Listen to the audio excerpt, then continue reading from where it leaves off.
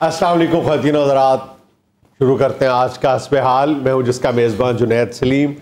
नाज़रीन, बग़ैर एक लम्हा ज़ाया किए आपको लिए चलते हैं सीधा वज़ीर आला पंजाब मोहतरम जनाब उस्मान बुज़दार साहब की एक इंतहाई अहम प्रेस कॉन्फ्रेंस की तरफ। जुनैद साहब, सुनहरी हरफों में लिखने वाली बात की है आपने कि लम्हा ज़ाया नहीं करना चाहिए। ये लम्हात ज़ाया कर कर के हमने पाकिस्तान को इस नहज पे पहुंचा दिया है। आप देखें, ये पिछले दिनों यौम इकबाल गुजरा है। मैं उस दिन यही सोचता रहा हूं कि इकबाल का क्या विजन था और हमने देखे मुल्क को कहां पहुंचा दिया।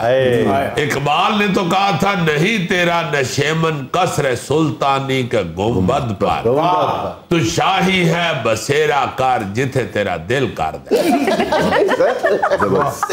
बसेरा कर पहाड़ों की चट्टानों में। जुनैद साहब, असल में इकबाल यही कहना चाहते थे कि जहां पे शाहीन का दिल करता है ना, वो उसकी मर्जी जो होती है वो वहीं बसेरा करता है। इकबाल ने शाहीन को जिस तरह परखा है और जिस तरह देखा है और जिस तरह सोचा है, ईमान से हर एंगल से कमाल ही देखा। मसला ये है कि इकबाल के विजन को जितनी देर तक हम फॉलो नहीं करेंगे हम तरक्की नहीं कर सकते। देखें, ये जो इकबाल ने ख्वाब देखा था वो नए पाकिस्तान का देखा, और इकबाल के ख्वाब को इमरान खान मेरा लीडर ही समझ सका है। और देखे उसने फिर शाहीन कैसा चुना। हाय हाय हाय हाय, इमरान खान साहब ने इकबाल के ख्वाब को पूरा करने के लिए देखे पंजाब में अपना शाहीन बैठा दिया। जुनैद साहब, आप ये सिर्फ ऐसे ही बेद सोचे समझे आप वाह वाह ना करें। नहीं, मैं आपको बताता हूँ कैसे चले सर जी, कितने चले। आपको इधर तो मैं शाहीन लग रहा हूँ सर, मुझे अब शाहीन प्लस लग रहे हैं। बड़ी मेहरबानी जुनैद साहब, बहुत शुक्रिया आपका। सर, शाहीन ने थोड़ा वेट नहीं गेन कर लिया। देखे, फिर ये तो होता ही है जब शाहीन पहाड़ों की जिंदगी छोड़ के मैदानी इलाके में आ जाएगा, वेट तो गेन करेगा। तो कहना मैं ये चाहता हूँ कि अल्लाह ताला के फजलो करम से इस वक्त हुकूमत इकबाल के शाहीन के हाथ में है। जी जी सर जी, हिंदुस्तान को क्रिकेट का मैच भी शाहीन नहीं जीते है। जी बिल्कुल ठीक आप कह रहे हैं। जहां जहां पे शाहीन होगा इंशाल्लाह कारकर्दगी आपको अलहदा ही नजर आएगी। और मुझे इमरान खान साहब ने भी कह दिया, उन्होंने कहा, बुज़दार बच्चे बात सुन। अच्छा, जब तुमसे कोई पूछे ना कि तुम्हारी कारकर्दगी क्या है, हुकूमत ने क्या किया है, तो उसको ये कहो कि आपने हमें 3 साल के लिए नहीं चुना जो 3 साल बाद साहब मांग रहे हैं। आपने हमें 5 साल के लिए चुना है, आप 5 साल बाद आके साहब मांग। गाल माइक दे गुनाह करो वो लोग साडे को कुछ सर्वी तो सब नून लिख दे, मगर 17 महीने तो बाद पै गया हमें। वो करप्शन की वजह से सारी दुनिया जानती है। देखिए उस वक्त आप कौन से पीटीआई में थे? जुनैद साहब, मेरी रूह तो पीटीआई में थी। मेरा जिस्म पीटीआई में नहीं था, मेरी रूह हमेशा से ही। जब मेरी रूह जो है वो जिस्म में डाली गई थी तो उसके बाद फौरी तौर पे वो पीटीआई में मुंतकिल हो गई। तो इसलिए मैं समझता हूँ कि आप लोगों को इंशाल्लाह मुतमईन रहना चाहिए। आपको ये जहन में होना चाहिए कि अल्लाह ताला के फजलो करम से इकबाल का ख्वाब पूरा होने जा रहा है। इकबाल के शाहीनों के हाथों में बागडोर है। चले सर, एक मिनट, आप फिजाओं से जरा नीचे आए और जो जमीनी हकायक है उनका अदराक करें। नहीं, शाहीन जमीन पे आता है जुनैद साहब, हजारों मीटर भी ऊपर हो ना तो उसको नीचे बाकायदा दाना धुन का भी नजर आ जाए। सर, चीनी के दाने पे भी तो नजर डालें। चीनी का दाना जो है वो आसमान को छू रहा है। शाहीन चीनी नहीं खाता जुनैद साहब, हालांकि शाहीन को शुगर भी नहीं होती, मगर अपने तौर पे चूंकि वो शाहीन है और इकबाल का शाहीन है, उसकी सोच ही ऊंची रही। देखे, ये जो चीनी का रौला पड़ा हुआ है ना, इस शोरों हो गए कि मैं वजाहत कर दूं आपको, इसके जिम्मेदार भी लोग खुद हैं। अच्छा, देखें, आपके सिर्फ लाहौर में शुगर के कितने डॉक्टर होंगे। आप जाके जरा उनका इंटरव्यू करें, उनसे पूछें कि मरीज उनकी कितनी बात सुनते। जुनैद साहब, 3-4 चमचे घात के चाह दे भेजते फिर डीक लांदे। मसला ये है कि आपको भी चाहिए कि भाई जितनी चीनी है उतने पांव फैलाएं। आप देखें, मैंने तो मिठाई वाली दुकानों पे भी छापे मरवाए। जहाँ पे चीनी देखते हैं छापा मार देते हैं, जहाँ चीनी देखते हैं छापा मार देते हैं। जुनैद साहब बड़े चमचे बार बार कहते वो मिठाई दे विच सट के ते ओनू रगड़ी जान ले। ये सारी चीनी तो मिठाई वालों ने पकड़ के तो शॉर्ट कर दी है। मैंने उनसे कहा, मैंने कहा मेरी बात सुनो, 3 दाने फील लड्डू बस, खबरदार इससे ज्यादा चीनी डाली। तो नमकीन मिठाइयाँ पर इंट्रोड्यूस करवाएं आप। ये भी होनी चाहिए जुनैद साहब, पकौड़ा भी मिठाई होता है। हाँ बिल्कुल। उसकी जरा शक्ल नहीं बनाते उस तरह की, वरना वो भी मिठाई है। देखिए समोसा जो है वो नमकीन भी होता है, मीठा भी होता है। मीठा समोसा जो दुकान पे पड़ा हो वो मिठाई वाली दुकान है। जहाँ पे आलू वाला नमकीन समोसा पड़ा वाली दुकान। मेरा मतलब है कि एक ही चीज है ना जी, उसमें नमकीन चीजें डाली हुई हैं, उसमें मीठी डाली हुई है। तो भाई अगर मीठा समोसा मिठाई हो सकता है तो फिर नमकीन समोसा भी मिठाई हो सकता है। तो सर जी जैसे आप कह रहे हैं कि मिठाई नमक मिर्चों वाला भी हो सकती है, तो शादी ब्याह में क्या मुबारक ऐसे देंगे, ओ मिर्चा लगी है, ओ लाड़ में पियो, ओ मेरे को मिर्चा लगी है, ओ पानी पिलाओ, ओ मिर्चा लगी है, ओ मेरा मुंह सड़ गया, ओ तानू मुबारक होवे, ओ मर गया, ओ मुबारक होवे। देखे मुंह तो आपका पता नहीं कब का सड़ा हुआ है, मुबारक आप अब दे। ऐसे ना करे, ये फजूल बात ना करे। ये ज्यादा नमक मिर्चे अगर डाल जाती हैं तो उसमें क्यों शोर गोगा कर रहे हैं? जब ज्यादा चीनी डाल जाती है तो उसमें तो नहीं कोई बिल्कुल शोर मचाते। ये जो हमारे खिलाफ साजिश हो रही है ना जी, ये हमारी अपोजिशन के साथ ये ताक मकौड़े भी मिले हुए हैं। ये जो चीनी के दाने उठा के तो खुंडों में घुस रहे हैं ना, मैं सारी बात समझता हूँ। मैंने जिसके पास चीनी का दाना देखा मैंने छोड़ना नहीं। इसलिए मैं सबको ये कहना चाहता हूँ जो भी चीनी के साथ अपनी प्रोडक्शन बनाते हैं, मैं उनसे कहना चाहता हूँ कि खुदा रा आप बाज आ जाएं, वरना हम आहनी हाथों से उनके साथ निपटेंगे। तो खुदा के लिए आप आहनी हाथों से छोड़े, इन्हीं हाथों से निपट लें, लेकिन निपटे तो सही। जुनैद साहब फिक्र ना करें, इन्हीं हाथों को मैं आहनी हाथ बनाऊंगा, क्योंकि मैंने तो सबको ऑर्डर किया। देखें ये जो दाक मकौड़े है ना, अपना खाए पिए, हम कीड़े मकौड़ों का भी ख्याल करने वाले, मगर ये जो कुंडों में घुस के तो स्टॉक कर रहे हैं, ये तो ज्यादती है। बहुत अच्छा। मुज़ार साहब को किसी ने आगे इतला दी कि जनाब फलां जगह पे चीनी है जी, फौरी तौर पर मुज़ार साहब ने कहा छापा मारो छापा मारो। छापा मारा, वहां पे चाइनीज थे।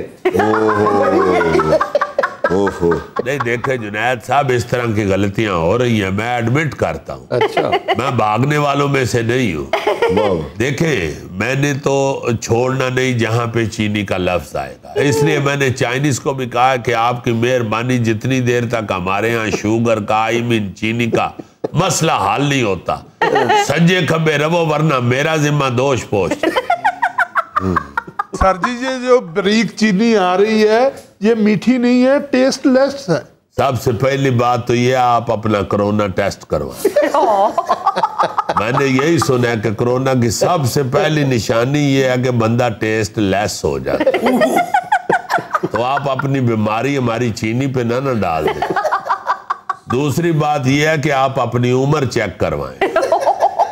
जितनी आपकी उम्र है, इस उम्र में बंदा वैसे ही टेस्ट लेस हो जाता है। बुज़दार साहब उम्र की बात नहीं है, चीनी मैंने भी खाई है, वाकई फीकी आ रही है। मुज़ार साहब इसको इश्क हो गया, इसलिए कह रहा सामने फिकियां लगन चीनी है। देखिए बात ये है कि सबसे पहला एक नुक्स जो चीनी में पड़ा है ना जी, ये फिके होने का जी, उसकी वजह आज आपके मैं प्रोग्राम में बता देता हूँ। मैं बताना नहीं चाहता था कि लोग टेंशन ना ले। देखें ये जो गन्ने की फसल होती है ना, ये जब कद निकालते हैं ना तो ये शोखे हो जाते हैं, फिर आपस में लड़ते हैं। आपने देखा ना बच्चा जब ज्यादा जवान हो जाए, कद वद निकाल ले, तो वो मल्ले में ऐसे ही लड़ता फिरता है। तो ये गन्ने चूंकि ये कदावर फसल होती है, इसलिए फिर आपस में हाथापाई करते हैं, लड़ते हैं। तो आपको पता है कि लड़ाई जो है वो जहां भी हो वहां पे फिक पड़ जाती है। अच्छा, इसलिए गन्ने फिक्के आने शुरू हो गए। तो गन्ने फिक्के होने की वजह से चीनी भी फिर फिक्की होती है। चीनी गन्नियों की बनती है, चीनी को कपड़े की तो बनती नहीं। बुज़दार साहब वेख के ही नहीं मजा आता, इतनी बारीक चीनी। देखें अगर खपत ज्यादा हो जाए ना तो फिर पिज्जे के पीस ज्यादा करने पड़ते हैं। अच्छा। अगर 2 बंदे हो तो 4 पीस कर लेते हैं, अगर बंदे 8 होंगे तो फिर तो उसके 16 पीस ही कराने पड़ेंगे। साहब दिल्ली तो उतनी है ना, चम्मच के हिसाब से क्या जुनैद साहब नहीं कुछ देखें को आंखों को भी तो भली लगनी चाहिए ना चीज। जब खपत ज्यादा हो गई है तो फिर हमने चीनी के एक एक दाने के 4-4 पीस करवा। बुज़दार साहब सीएम ऑफिस में सारा दिन यही करते रहते हैं, चीनी का एक एक दाना पकड़ के उसको 4 हिस्सों में काटते। जुनैद साहब ये हम नहीं करते, ये अपोजिशन की साजिश है। अच्छा देखें ये अपोजिशन की जो चिख है ना, ये जो लड़ाइयां झगड़े हैं अपोजिशन के, ये चीनी बेचारी उस लड़ाई झगड़े में पिस गई है। पिस तो हम गए हैं बुज़दार साहब। तो पिसंदेबाज तेरी ये हालत है तो सबूता के ना होगा। अच्छा हुजूर, ऑपोजिशन से याद है, पीडीएम के लॉन्ग मार्च की तो बात करें, क्या बनेगा?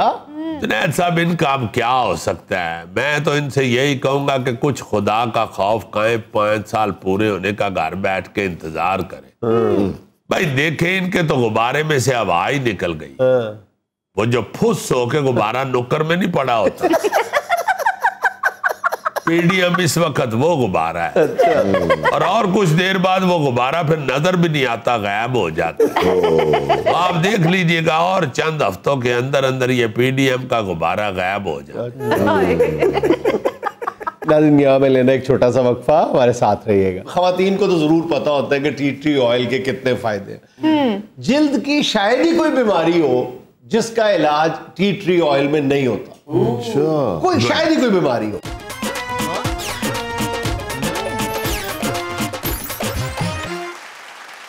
अच्छा भाईजान, आज पोटेंशियल्स ऑफ पाकिस्तान में मैं जिस प्रोडक्ट का जिक्र करने लगा हूँ उसमें सबसे ज्यादा या जिया का इंटरेस्ट होगा या भाईजान गौरी द ग्रेट का होगा। क्या कोई गोल्ड की बात कर रहे हैं? एक स्किन प्रोडक्ट है। Yes, genuine. अक्सर आपने एक स्किन प्रोडक्ट देखी होगी, ग्रीन कलर की ना, छोटी सी शीशी होती है जी। और इतनी छोटी होने में ही आपको पता चलता है कि ये कितनी कीमती चीज होती है। Tea tree oil, tea tree oil. यार मुझे क्या पता है, मेरी तो नेचुरल ब्यूटी है। टी ट्री ऑयल वो इतना कम होता है कि तुम्हारे चेहरे का बिगाड़ भी कुछ नहीं सकता, क्योंकि इतना सा तो होता है। ड्रम च भी आन लग पावे तो मिलनी चाहिए। खवातीन को तो जरूर पता होता है कि टी ट्री ऑयल के कितने फायदे हैं। जिल्द की शायद ही कोई बीमारी हो जिसका इलाज टी ट्री ऑयल में नहीं होता। कोई शायद ही कोई बीमारी हो, क्योंकि अल्लाह ताला ने दे दे, मुझे 2 शीशियां दे दे। 2 शीशियों से काम नहीं तुम्हारा बनना यार। यार मेरा भी नहीं बनना, होता भी नहीं बनना, तू कल्ले हस्ते खरीदनी है अपने हस्ते। नहीं, तुम्हारा तो वॉल्यूम की वजह से असर नहीं करेगा और आपका मेरा ख्याल है कि अपनी तस्हीर की वजह से तेन देख के शीशी शर्मा जाती है। अच्छा तुम अंदाजा करो, मेरी बात सुनो, एक कीमती बात है, तुम हैरान रह जाओगे सुन के। अल्लाह ताला ने कॉमेडी कारकुन के तो सानू कीमती बात है। यार मैं बिल्कुल कॉमेडी नहीं कर रहा यार, मैं बहुत ही तुम्हें नुस्खे काम की बात बताने लगी। हैरान रह जाएंगे। मेरे काम आने वाली चीज खाने पीने वाली नहीं है, ये लगाने वाली है। मालाशाली है गोगा, मालाशाली है। ये इतनी यानी ये असरअंगेज चीज है कि आम तौर पे खालिस टी ट्री ऑयल जो है ना वो स्किन पे अप्लाई नहीं करते। अच्छा। इसको किसी दूसरे कैरियर ऑयल में मिला के ना चंद कतरे, 1 या 2 कतरे मिला के आमतौर पे इस्तेमाल किया जाता है। स्किन को देखे कौन से जरासीम नुकसान पहुंचाते हैं? Virus, fungus, bacteria. ठीक है, ये एक ही वक्त में टी ट्री ऑयल जो है वो एंटी फंगल भी है, एंटी वायरल भी है और एंटी बैक्टीरियल भी है। एक ही वक्त में। कोई आपके कील है, महासे हैं, आप अपनी स्किन की झुर्रियों से तंग हैं, आप बाल गिरने से तंग हैं, आप जख्म हैं आपको, और मतलब स्किन की just name any disease, any problem, और आपको स्किन स्पेशलिस्ट कहेगा G tea tree oil apply करें। कमोबेश मेरा अंदाजा ये है कि 70% प्रॉब्लम्स में टी ट्री ऑयल जो है वो फायदेमंद साबित है। महंगी कितनी है? महंगी बहुत है। असल में जो खालिस टी ट्री ऑयल है ना वो बहुत महंगा होता है, मकान बेच के लेना पड़ेगा। नहीं इतना महंगा भी नहीं है, लेकिन बहरहाल जो खालिस ऑयल का असूल है वो कदरे मुश्किल होता है और वो जरा मतलब आपको तलाश करना पड़ता है। अच्छा, ये क्यों इतना महंगा है? और जब मैं उसको पोटेंशियल ऑफ पाकिस्तान में डिस्कस करने लगा हूं कि किसी को पता ही नहीं है, पाकिस्तान में किसी को पता ही नहीं है कि ये टी ट्री है जिसके पत्तों से ये ऑयल हासिल किया जाता है, ये कितनी आसानी से काश्त किया जा सकता है। और यकीन करें, मैं कोई मुबालगा अमेजी से काम नहीं ले रहा कि लाखों रुपए फी एकड़ आप कमा सकते हैं, लेकिन लोगों को बिल्कुल पता ही नहीं है। यार कई साल पहले ये सिर्फ ऑस्ट्रेलिया और न्यूजीलैंड में पाया जाता था। पाया क्या जाता था? पाया पूरी दुनिया में जाता था, लेकिन ऑस्ट्रेलिया और न्यूजीलैंड ने यानी इसकी तजारत पे इस तरह से कब्जा किया होता कि इसको कहते हैं मेलोलुका ट्री। इसका बोटेनिकल नाम है मेलोलुका। वो कहते थे कि जो हमारा मेलोलुका स्पीशी है ना, सिर्फ इसी से जो तेल निकलता है ना, वही टी ट्री है, बाकी नहीं है। वो जल्दी 5, 7, 10 साल के अंदर ये मिथ टूट गई। आप ये दावा कर ही नहीं सकते ना, साइंस हर चीज जो है वो 2 दिन में लैब टेस्ट के जरिए आपको बता देगी। वो फिर थाईलैंड ने, मलेशिया ने, इंडोनेशिया ने, कई फार ईस्ट मुल्कों ने ये मिथ तोड़ दी। उन्होंने कहा जी हमारा जो मेलोलुका ट्री है उससे जो ये टी ट्री ऑयल निकलता है वो ज्यादा खालिस है, वो ज्यादा उसकी तासीर है। तो फिर पूरी दुनिया में शुरू हो गया। पाकिस्तान में भी ये उगता है। अच्छा। लेकिन लोगों को इस बात का नहीं पता कि इसकी कमर्शियल वेबिलिटी कितनी है, ये कमर्शियली कितना फायदेमंद है। ये तजारती तौर पे हम इसको उगा के बेच सकते हैं। देखो अब ये स्वाय शायद मेरा ख्याल बर्फानी इलाके हमारे होंगे कुछ ऐसे, ये चंद पाकिस्तान के इलाके होंगे बिल्कुल बिल्कुल यानी जो एक्सट्रीम जहां पर वेदर होता है, उनके अलावा तकरीबन कमोबेश पूरे पाकिस्तान में ये उगाया जा सकता है। जहां पे आप कोई और फसल नहीं उगाते, आप 1 एकड़ में ये गालिबन 1500 से 2000 इसके पौधे लगते हैं। झाड़ी नुमा पौधा है और पहले साल नहीं, दूसरे साल ये पत्ते देना शुरू कर देते हैं, तीसरे साल ये पौधा जो है ये पूरे ब्लूम पे आ जाता है और आप इससे टनों के हिसाब से इसके पत्ते हासिल कर सकते हैं। एक साल में इसको 6 दफा 7 दफा काट के इसे पत्ते हासिल किए जाते हैं और जितना वजन पत्तों का होता है उससे कम जो है 10% जो है आप उससे ऑयल एक्सट्रैक्ट कर सकते हैं, टी ट्री ऑयल ले सकते हैं। और इस वक्त जो उसकी जो ब्रांड वैल्यू है ना, अगर आप ब्रांड बना के बेचते हैं तो कम से कम जो 10 ml ऑयल है ना, एक्सट्रैक्टेड ऑयल जो है वो 3000 रुपए में बिकता है। 10 ml इतना सा ऑयल जो है ना उसका, वो 3000 रुपए में बिकता है खालिस। अब अंदाजा लगाए। मैंने लेना जरूर, मुझे फिल्म की ऑफर हो रही है। गौरी ये ना हो कि 3 महीने तुम तेल इस्तेमाल करके डायरेक्टर के सामने जाओ, वो कह दे भाई जी आप मुझे डार्क ब्राउन ही चाहिए। और डायरेक्टर कहे जी अब टी ट्री ऑयल का त्रयाक तलाश करें।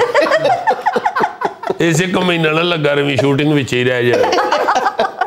अच्छा ये जो टी ट्री ऑयल है ना, इसके असल में जो असल जौहर है ना जी, वो इसके 2 इंग्रेडिएंट्स होते हैं, पाइनिन और टर्पाइनिन। अच्छा। ये असल में काम दिखाते हैं। अच्छा। और वो स्किन, जैसे मैंने पहले बताया कि स्किन की कमोबेश हर चीज में, जुओं से लेके जख्म तक हर चीज में जो स्किन पे पाई जाती है ना, उसके तदारुक के लिए ये टी ट्री ऑयल लाजवाब चीज। सर जी ये गोगे का तो जुओं का कोई प्रॉब्लम नहीं, ये विग उतार के धूप में रखता है तो जुएं निकल जाती हैं। गोगे के सर में जुएं नहीं होती मगर बच होती। गॉड से यार बी सीरियस। सॉरी जी जी। अच्छा सर, इसके पौधे कहाँ से और कैसे हासिल किए जाते हैं? ये लोगों के ज़हन में सवाल पैदा होगा कि अगर हम काश्त करना चाहते हैं, इसकी कमर्शियल काश्त करना चाहते हैं तो पत्तों की नर्सरियों में आपको मिल जाते हैं। इसको आम तौर पे गोल्डन बॉटल ब्रश के नाम से, गोल्डन बॉटल ब्रश के नाम से ये पौधे मिलते हैं। लेकिन हमारे यहाँ अराशी आएंगे ज्यादातर ना, सजावटी पौधे हैं, इसलिए नहीं हम हासिल करते कि हमने इसे टी ट्री ऑयल निकालना है। अच्छा 1 एकड़ मेलोलुका की काश्त से आप कितना टी ट्री ऑयल हासिल कर सकते हैं और उससे फिर कितनी आमदन हासिल कर सकते हैं, मैं इसलिए नहीं एग्जैक्टली बताना चाह रहा कि पाकिस्तान में अभी तक कमर्शियली इस बड़े पैमाने पे इसकी काश्त हुई नहीं। एक एग्रोनॉमिस्ट है पाकिस्तान के बहुत बड़े, वो ये किचन गार्डनिंग के हवाले से भी मशहूर हैं और ये जो गुड़ मेला करवाया उन्होंने और एग्री टूरिज्म के हवाले से भी बड़ा मोतबर नाम है, तारिक तनवीर साहब फैसलाबाद के, उन्होंने इस पर बड़ा काम किया। उन्होंने इस पर वर्कशॉप्स भी करवाई हैं, मोरिंगा के हवाले से भी उनका बड़ा काम है। जितनी भी ऐसी चीजें हैं उन्होंने बड़ा इस पर काम किया हुआ है। तो वो भी ये बताने से अभी कासिर हैं कि एग्जैक्टली कितना आपको पैसा मिल सकता है, कितनी आमदन हो सकती है। लेकिन ये यकीनी बात है कि 2-3 एकड़ से आप जो लाखों रुपए कमा सकते हैं। और उनका कहना यह है कि किसी और फसल से इतने पैसे इतनी कम मुद्दत में नहीं कमाए जा सकते जितने इससे टी की काश्त से कमाए जा सकते हैं। इस तरह की चीजों के ऊपर अगर रिसर्च शुरू हो जाए तो बहुत ज्यादा फर्क पड़ सकता है। इकोनॉमी में लोगों को बड़ा गाइड किया जा सकता है कि भाई जी ऐ कर लो, ऐ नहीं ते ऐ कर लो, ऐ नहीं ते ऐ कर लो, ऐ नहीं ते और की करन रहे हो, कुछ कर जरूर लो। बात ये नाज़रीन, यहाँ में लेना एक छोटा सा वक्फा, हमारे साथ रहिएगा। इनकी 10-12 फैक्ट्रियां हैं जो सुबह दोपहर शाम यानी 24 घंटे चलती हैं और फिजा में आलूदगी फैला रही है। अल्लाह देता से कभी फख्र नहीं किया, अल्लाह देता। 10-15 फैक्ट्रियां। हाँ जी, हाँ जी, अल्लाह खैर करे। वैसे होनी है तो लगता है नदियां 12 बतखाने अपने।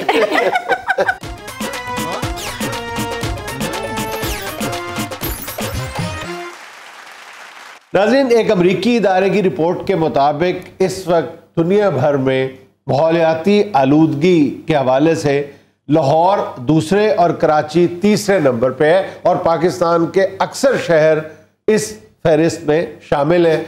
आइए आज अपने इस शो पे गुफ्तगू करते हैं इस माहौलियाती आलूदगी को फैलाने के चंद जिम्मेदारान से। जी भाईजान। और कराची में चौथे कराची में पता कर लो।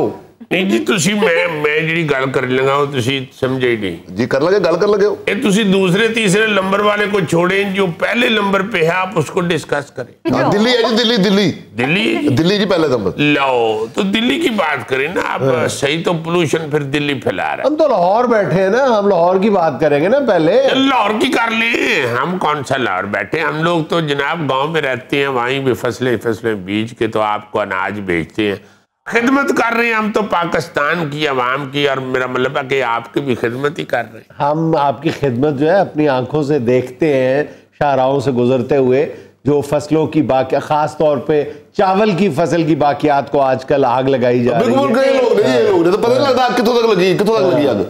जुनैद साहब, मुझसे पूरी दुनिया की टेक्नोलॉजी और ये एग्रीकल्चर इंफॉर्मेशन छुपी नहीं हुई। मैं अल्लाह के फजल से इंग्लैंड उस वक्त गया था जब पूरे इंग्लैंड में 3 पाकिस्तानी थे। जी तुसी गए थे, फिर 4 पूरे तो फिर ताश खेली इन्होंने। नहीं, मैं को ताश खेलने नहीं था गया। मेरे वाले साहब जागीरदार आदमी थे, उन्होंने कहा कि पुत्र सदीक है या मेरा बेटा तू चौधरी का मुंडा जाके जरा सैर सूर करके आ, एग्रीकल्चर टेक्नोलॉजी जो जदीद है उसको जरा देख के आओ। तो जुनैद साहब, इस किस्म की मशीनरियां आ गई हुई हैं कि हर काम कर लेती है, मशीन काम करती है। इधर चूंकि देखे आबादी बहुत बढ़ गई है और एग्रीकल्चर जो है वो वहीं का वहीं खड़ा है, कोई जिद्दत नहीं आई। इसलिए हम लोग फिर अनाज पूरा करने के लिए आप शहरियों के लिए फिर हम जरा तेजी दिखाते हैं और इस तरह के काम कर लेते हैं। हम मुंजी की फसल जब काटते हैं तो उसके बाद जो डंडल रह जाते हैं उनको फिर जला देते हैं ताकि दूसरी फसल वहां पे बीजी जा सके। देखो, चावल बहुत ज्यादा और बहुत जरूरी चाहिए, चूंकि आपका पौना पाकिस्तान चावल खाता है। कश्मीरी राती चावल ना खाए ना जी, उन्हें नींद नहीं होती। बातें कर रहे हैं, एक तरफ आप चावल का तोहफा दे रहे हैं, दूसरी तरफ आप आलूदगी फैला रहे हैं। जनाब, फिर कुछ पाने के लिए कुछ खोना तो पड़ता है। ये जो आपके साथ बैठे हैं, क्यों तशरीफ रख देने जी मेरे नाल? ये इनकी 10-12 फैक्ट्रियां हैं जो सुबह दोपहर शाम यानी 24 घंटे चलती हैं और फिजा में आलूदगी फैला रही है। अल्लाह देता से कभी फख्र नहीं किया, अल्लाह देता। 10-15 फैक्ट्रियां। हाँ जी, हाँ जी, अल्लाह खैर करे। वैसे होनी है तो लगता है नदियां 12 बतखाने अपने। यार, आपको कुछ अंदाजा है कि आपकी चिमनियों से निकलने वाला जहरीला धुआं जो है वो हमारी सेहत के साथ क्या खेल खेल रहा है? अच्छा, ये चिमनी वाले भाई साहब ने लो असल पोल्यूशन तो ये फैला रहे हैं। मान लिया कि मेरी फैक्ट्री से धुआं निकलता है, लेकिन आप ये तो देखें कि जब मैंने फैक्ट्री बनाई थी कोई घर नहीं था, दूर दूर कोई चीज नजर नहीं आती, मेरी फैक्ट्री थी। ये बाद में आबादी बनी है, ये आबादी टूटनी चाहिए, घर टूटने चाहिए। माशाल्लाह माशाल्लाह, क्या लॉजिक दे रहे हैं मलक साहब। आबादी पहले की थी, आपने फैक्ट्री बाद में लगाई है। आबादी पहले से तो मुझे फैक्ट्री वहां क्यों लगाने दी? और मेरी बात सुने, सिर्फ करीबी आबादी का मसला नहीं है। जी जी जी, आप जो है वो माहौल को खराब कर रहे हैं। वो जहां धुआं जहां जाता है उसके असरात तो पूरे मुल्क में फैलते हैं ना। माहौल नहीं हम खराब करते, आप यकीन करें जिस महफिल में बैठ जाते हैं माहौल ठीक हो जाता है। ये तो आप गलत कह रहे हैं, माहौल तो आपने इधर भी खराब किया हो। क्या हुआ जी? सर जी एदा तारफ कराओ, सब तो बड़ा मुजरम है वे जेड़ा कूड़े नु इकट्ठे करके अग ला देंदा है। देखिए जुनैद साहब, ये है हकी सच्ची बात करूंगा मैं। आप यकीन जाना एक एक पूरे मोहल्ले का कूड़ा इकट्ठा होता है, उससे स्मेल होती है। जब स्मेल होती है, जब वो उठाने नहीं आएगा तो फिर मैं क्या करता हूँ कि उसको जाके यूं करके आग लगा देता हूँ। जो कुछ तुसी बोल रहे हो स्क्रीन दे थले लिखना पड़ेगा।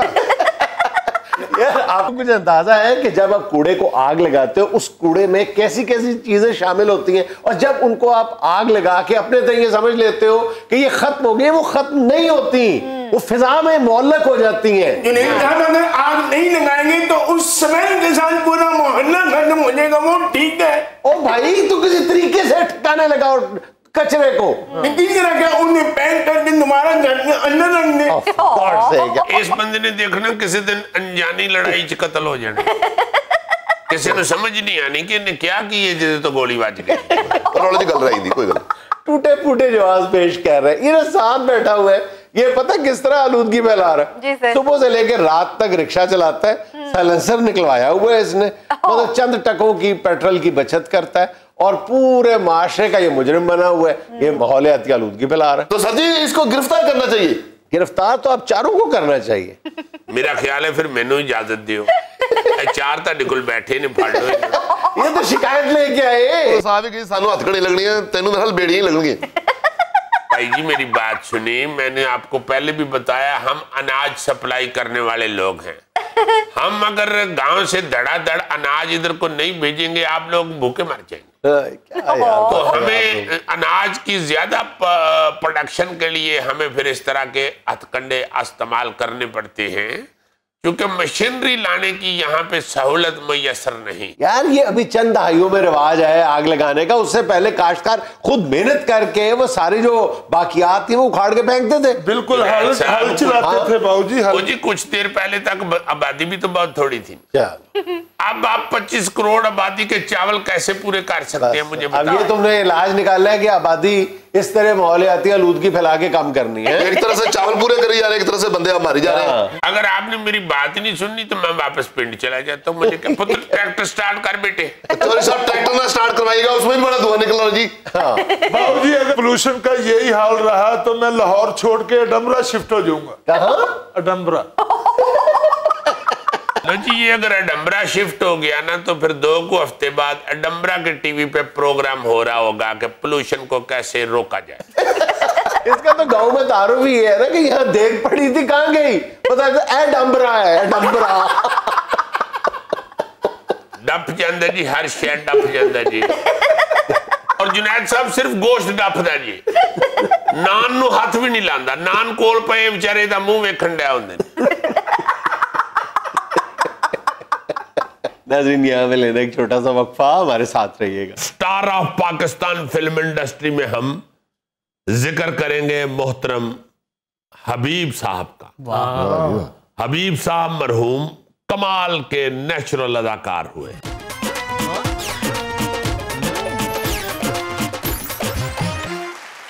अच्छा जी, आज star of Pakistan film industry में हम जिक्र करेंगे मोहतरम हबीब साहब का।